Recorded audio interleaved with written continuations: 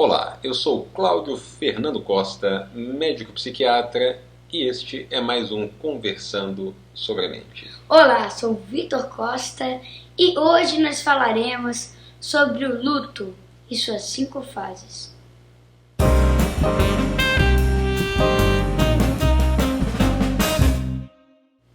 E eu tenho a história da minha tartaruga, que eu percebi assim, sobre essas 5 fases do luto. Então, sem mais enrolações, a história é bem assim. Minha tartaruga morreu e eu no começo comecei a negar. Não pode ser isso daí não. Minha tartaruga não tá morta, ela deve estar dormindo de uma outra forma. Depois, foi pro segundo estágio do luto, a raiva. Fica assim, mas que droga, minha tartaruga morreu, por que eu deixei isso acontecer? Por que eu deixei minha tartaruga morrer? A culpa é toda minha, mas que... Eu comecei a xingar. Quando foi que aconteceu isso? Ano passado. Ah.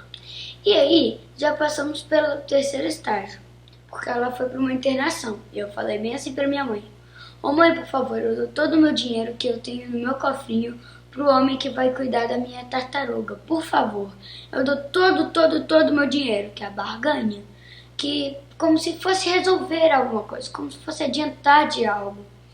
Então, isso daí foi a barganha. Depois foi a depressão. Isso tudo ocorreu em um dia. Tava indo pro colégio, já fui meio triste, só chorando, não ligava pra nada. Não é que eu não ligava, é que eu não dava muita atenção pros colegas, ficava nas aulas cabisbaixo e não prestava atenção. Aí o professor me chamou pra conversar e quando eu voltei pra casa, foi do quinto estágio, a aceitação. Eu pensei, pois é, minha tartaruga morreu, o que eu posso fazer sobre isso? Ela morreu, não tem volta, não existem máquinas do tempo. O que eu faço? Nada, então morreu. Que é a vida. Então, nesse seu processo de luto, você viveu as 5 fases e foi bem rapidamente. Sim, eu não estou mentindo. Sim. Este modelo ele foi descrito pela psiquiatra da Suíça, Elisabeth Kübler-Ross, que dá o nome a este modelo desses 5 fases, onde você pode, com o luto, viver as 5 fases, não viver todas. Mas estima-se, espera-se que você viva pelo menos 2 dessas fases num processo de perda que não é relacionado apenas ao luto. Morte. Pode ser também perda de dinheiro, de divórcio, muitas coisas. Perfeito. Qualquer processo de perda, falência, pode envolver isso no cérebro humano. E por que é importante você saber que existem essas 5 fases? É importante você saber porque você vai se caracterizar e não vai achar que é nada além. Quando você estiver vivendo, você vai perceber. Agora estou na fase da depressão. Então não é para eu ficar indo muito para as pessoas, porque eu não vou conversar. Isso. Primeiro para saber que é normal, que as pessoas passam por essas fases. E o outro aspecto positivo em você saber do processo é para você chegar no último, mais rápido, na aceitação. Pessoas que não vivenciam essas fases ou não têm uma boa aceitação, por fim, para numa anterior, elas acabam por desenvolver outras condições de ansiedade que acabam levando a outros diagnósticos, até como de fibromialgia, transtorno somático, doloroso, com dores pelo corpo e outras manifestações. Sim, são causadas também por distúrbios, em que uma pessoa tem um distúrbio e fica mais difícil de chegar à última fase do luto, a aceitação. Esses distúrbios, então, são essa má vivência do próprio processo de perda. Existe o diagnóstico que é o de transtorno de adaptação. E quando a pessoa é submetida a algum estressor psicossocial, ela desenvolve uma série de alterações relacionadas à ansiedade e depressão que tem que acontecer num período de até 3 meses após essa mudança que aconteceu da vida dela, seja perda de emprego, de relacionamento. E se isso se agravar no caso de uma morte, aí já pode se tornar o transtorno de luto complexo persistente, que é um diagnóstico que a pessoa continua com muitos sintomas mesmo depois de 12 meses do fato ter ocorrido. Então, falaremos brevemente sobre cada uma dessas fases do modelo de Kübler-Ross, né? Então vamos para a primeira fase.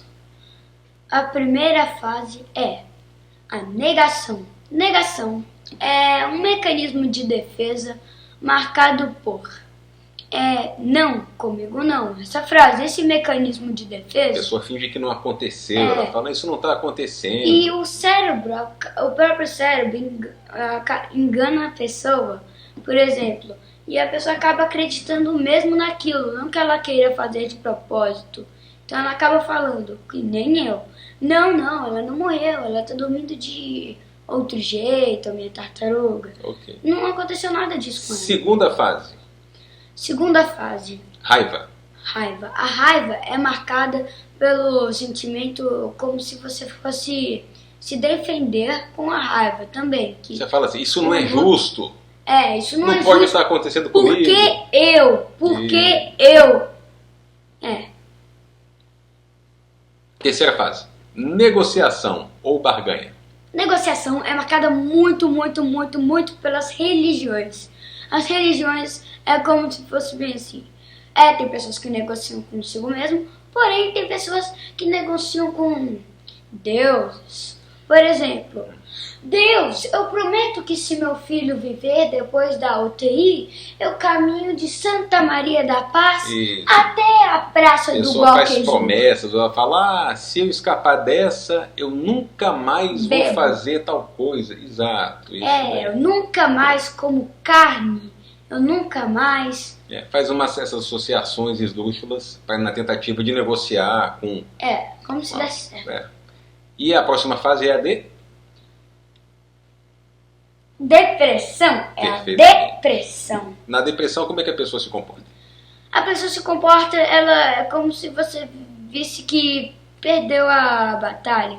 Então é uma fase que você fica triste, às vezes reclamando, e você não socializa muito. E na maioria das vezes você passa calado, chorando constantemente entre uma pausa e outra. Em qualquer fase a pessoa pode ter apoio psicológico, apoio de amigos, mas nessa da depressão talvez seja a fase... recusa muito também. Pode recusar, dependendo da personalidade. Mas é uma fase bem importante de se abordar, para não deixar gravar e acontecer aquilo que eu falei agora há pouco. Sim, e desenvolver mais se a pessoa problemas. tiver um distúrbio e desenvolver com a depressão, que se ela for muito longa, nunca mais esquecer, toda vez que lembrar, chorar. E a última fase é a de... A última fase é a fase de aceitação. É a fase que o mecanismo humano, o próprio cérebro fala, não tem mais jeito, não tem como mais. Então, do que adianta chorar, do que adianta resmungar? Não tem jeito e pronto. E você acaba aceitando, por exemplo, um divórcio, uma morte, você aceita que já foi, agora a vida que já aconteceu. E seguindo você, então, já vai se preparar para continuar vivendo a sua vida. Por Como exemplo, é que foi no seu quando caso? a minha tartaruga morreu, eu pensei, ela morreu, mas vida que segue. O que eu posso fazer? Ela morreu. Eu não tenho poder de ressuscitar nem de voltar no tempo. Acabou. Perfeito. A dor do luto, então, ela tem que ser vivida. Vivida do jeito adequado para não levar a outros transtornos. Para quem está preso em alguma dessas fases, tem indicações de site, inclusive. Tem um site que é o Vamos Falar sobre o Luto.